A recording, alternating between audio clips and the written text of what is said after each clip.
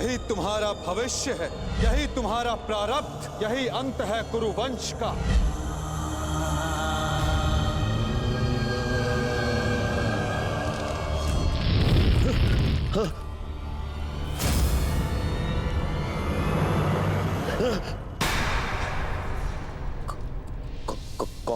कौन है आप? है? ये क्या कह रहे हो दुर्योधन? मामा हूँ, मामा। नहीं, ये कौन है आप मुझसे ये प्रश्न करने वाले?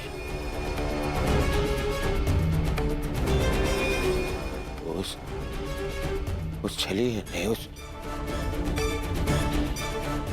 मायावी ने, ये देखिए, ये माया आकर गया है मुझ पे। एक भ्रम जाल में फंसा गया है मुझे। दुर्योधन को भयभीत कर गया है वो। और आप भी वहीं थे, हाँ? आपने क्या किया? आप खड़े खड़े मेरा अपमान देखते रहे। देखो दुर्योधन, तुम भूल रहे हो, वो मैं ही था जिसने उस वासुदेव को बंदी बनाने की योजना बनाई थी। मैं ही था वो। वही तो। देखो, क्रोध करने का समय नहीं है ये, और तुम्हारा ये क्रोध मुझ पर बाद में करना, समझ गए? पहले इस बात से अवगत हो जाओ कि हस्तिनापुर में क्या घटित हो रहा है।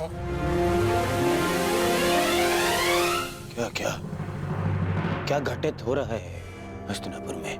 वही तो मैं तुम्हें कब से बताने का प्रयास कर रहा हूं, परंतु तुम हो कि सुन ही नहीं रहे हो।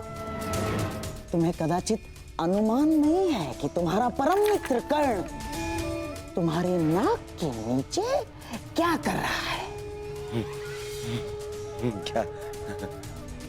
क्या कर रहा है मेरा मित्र? जब तुम उस वासुदेव के माया के भ्रम के पश्चात स्वयं को संभालने का प्रयास कर रहे थे, तब सभा से वासुदेव के साथ कर्ण ने भी प्रस्थान किया था। दुर्योधन, दोनों साथ थे। दोनों साथ थे। हाँ, और केवल इतना ही नहीं दुर्योधन, तुम्हारे शत्रुओं की माता कुंती के साथ तुम्हारे परम मित्र कर्ण ने बहुत समय व्यतीत किया, बहुत। कहीं ऐसा तो नहीं दुर्योधन कि उस छलिए वासुदेव की माया में फंसकर कर्ण पांडवों के पक्ष में? ऐसा हो सकता है ना दुर्योधन? नहीं, ऐसा नहीं हो सकता। ना, हो सकता है। नहीं, मुझे कर्ण से मिलना है। इसी शाल मिलना है कर्ण से।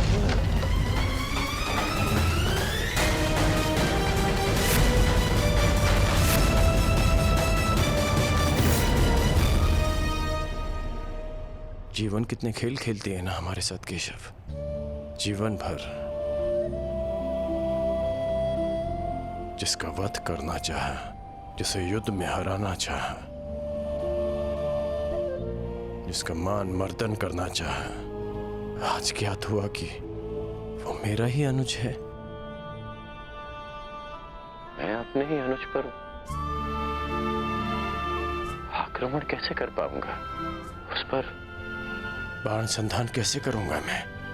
और यदि ऐसा नहीं करता तो वो उस मित्र के साथ विश्वासघात होगा जो मेरे विश्वास पर ये युद्ध लड़ रहा है।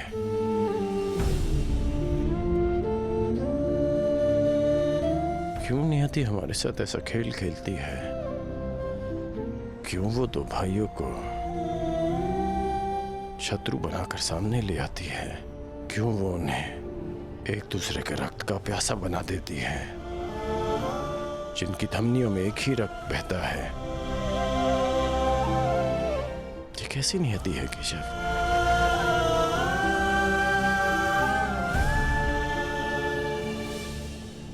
ये नियति नहीं मित्र, ये चुनौती है, ये एक परीक्षा है, या ये कहो स्वयं को सिद्ध करने का अवसर है।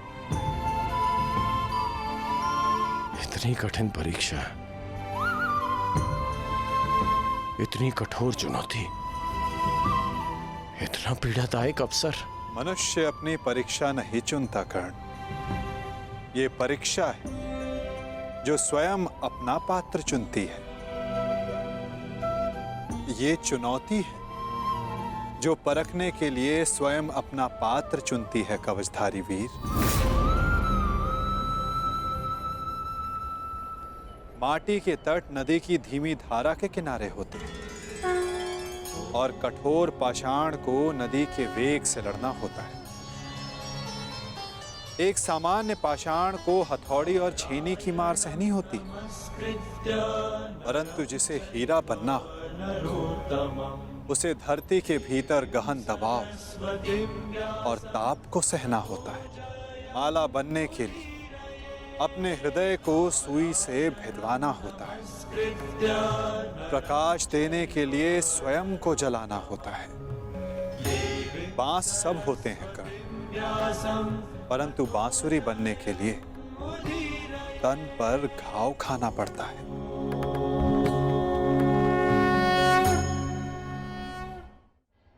जिनके उत्तरदायित्व बड़े हों उनके समक्ष सामान्य प्रश्न नहीं आते कर्ण।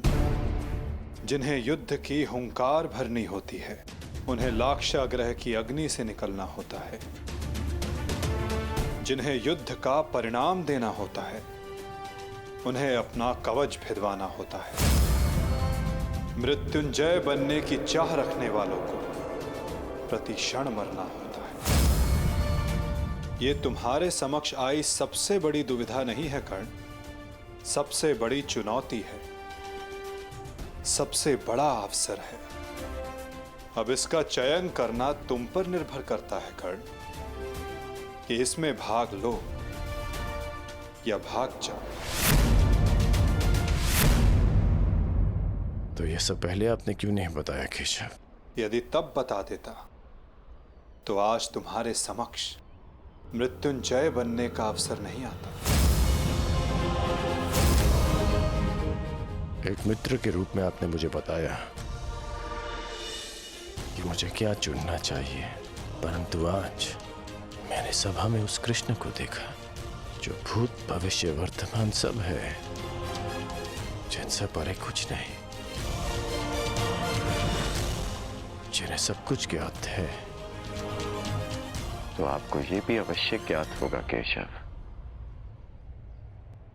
कि आपका ये मित्र कठिनाइयों से कभी नहीं भागता,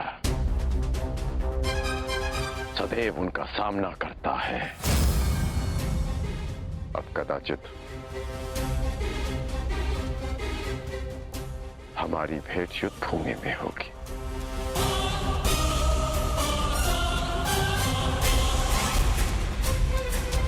बड़ी बात केशव।